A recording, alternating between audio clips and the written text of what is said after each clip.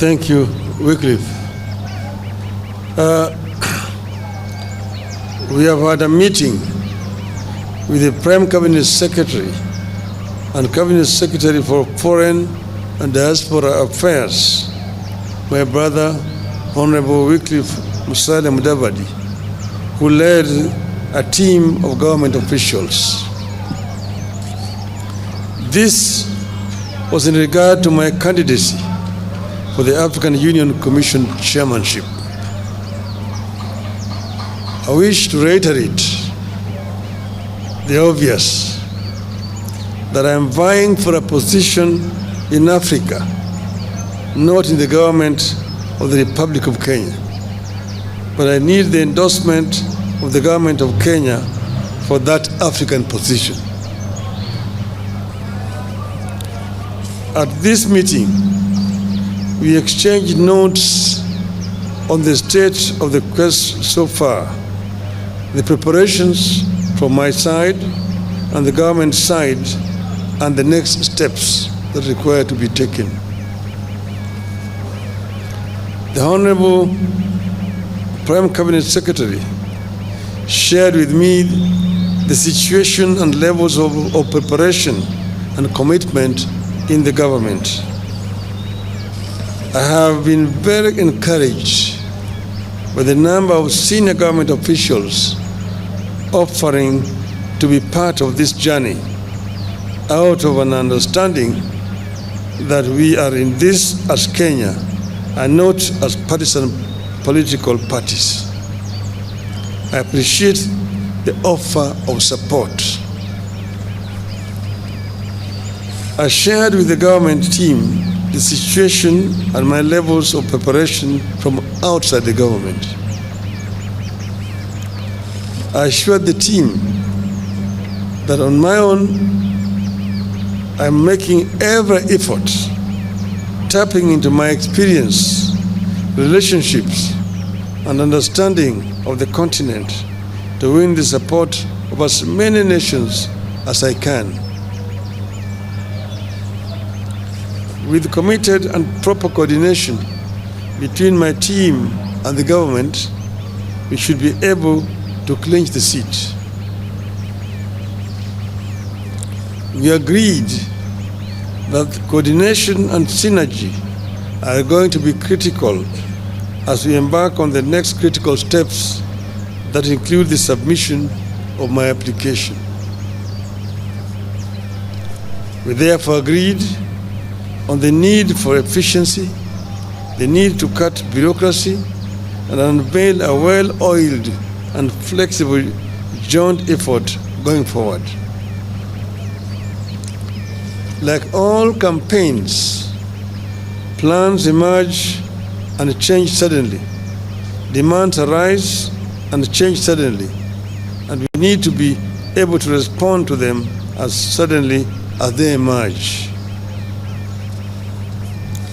We also agreed on the need to understand the sensitivities in this quest that include national, regional, continental, and global dimensions to this quest, and therefore the need to always act responsibly, bearing all these sensitivities in mind. Once again, I thank Kenyans and the government for the support, and we promise to keep updating the country on the status of the race. As I conclude, I just want to say that I have been requested by many friends, because many people have been surprised and wondering how I came to this. Many of my friends from outside Kenya approached me and told me that this position of AU chairmanship is becoming vacant next year. They have looked around the continent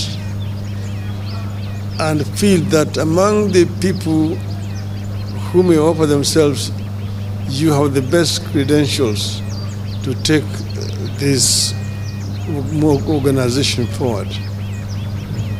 After lots of soul searching and consultations among my colleagues and friends, I made the decision to agree to accept the request. As you know that I had been the African Union High Representative on Infrastructure Development for 5 years.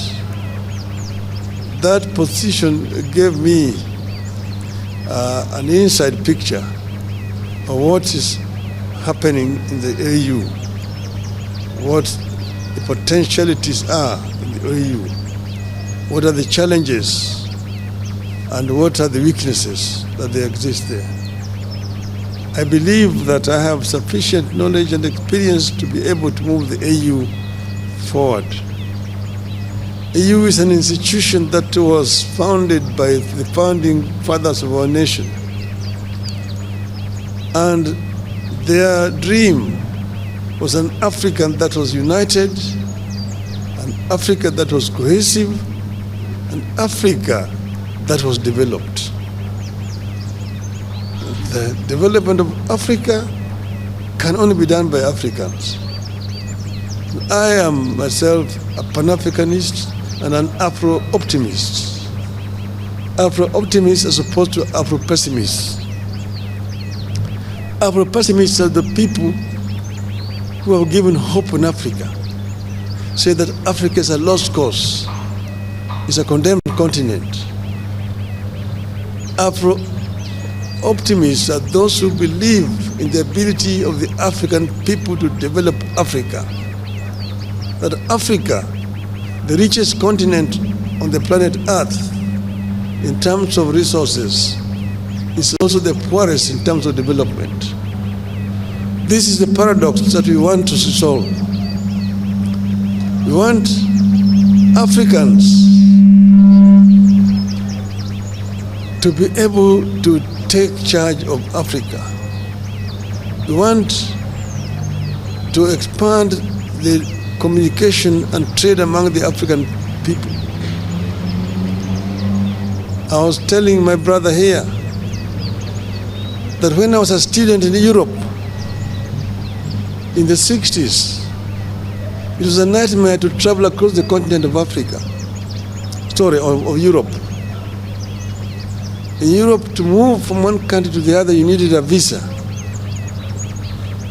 And if you did not have a visa to transit to one country, they arrested you at the border and returned you where you come from.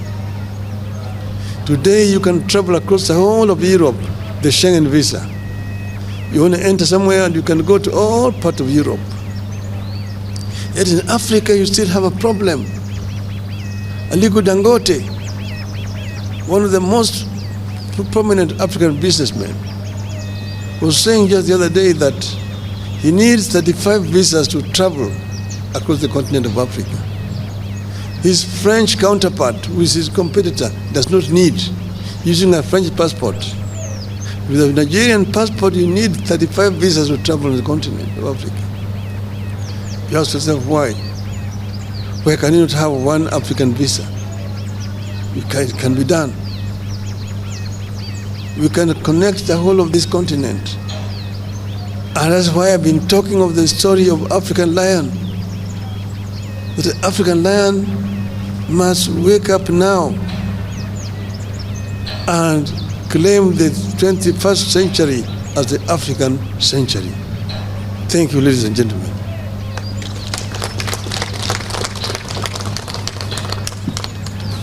Thank you, the Right Honorable Raila Odinga. Ladies and gentlemen, having listened to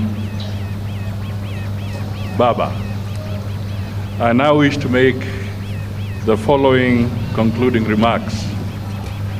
Indeed, despite the world becoming more fragmented and competitive, Kenya believes that multipolarity presents economic and geopolitical opportunities for Africa.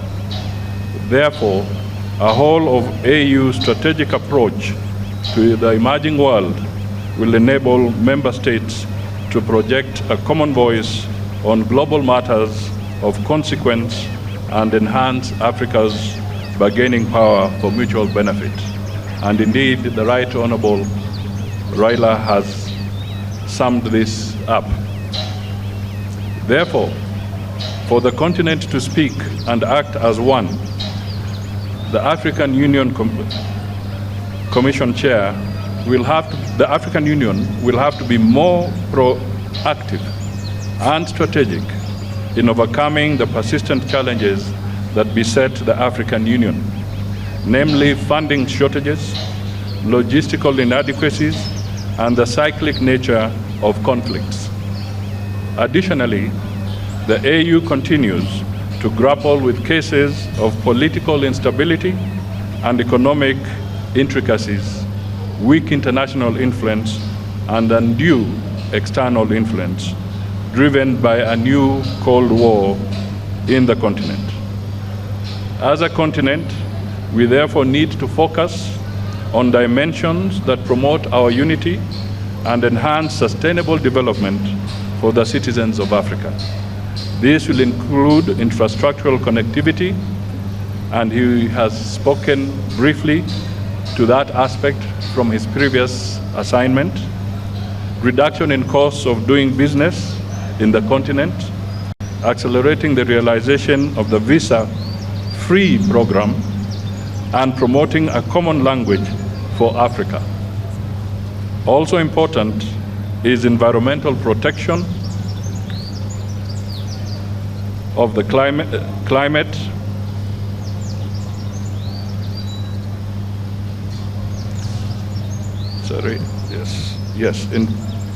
environmental protection of the climate. The continent should work in one voice to campaign for reforms of the international organizations and global financial institutions. The AU should be represented on the strategic international institutions, including membership to co-decision-making organs of the UN. We shall promote functional non-alignment that strategically seeks to establish mutually beneficial relationships globally. I may just want to emphasize here that the chairman of the AU Commission also holds the seat for Africa on the G20 forum. Ladies and gentlemen, the candidate, Honorable Raila Odinga, is a renowned champion of Think Africa above all. As per the AU values and inherently motivated by the AU vision, an integrated, prosperous, and peaceful Africa driven by its citizens and representing a dynamic force in the global arena. Our continental body should increase Pan-African awareness among a critical mass of citizens and promote the Africanization of our elites to proudly contribute to Africa's development goals and discourses. Kenya therefore envisions an AU that drives the continent beyond silencing the guns to achieving positive peace, sustainable peace, and security for collective prosperity. We have a long experience of supporting the AU and regional bodies, as well as bilateral engagements to foster peace and security regionally and globally. We envisage an AU that will give a greater voice to the continental crisis that have often become forgotten conflicts, as other global crises elsewhere get huge humanitarian and political attention. As a government and a country, we wish the Right Honorable Raila Odinga God's speed in this noble endeavor for the continent. God bless Kenya and God bless Africa. Asanteni sana.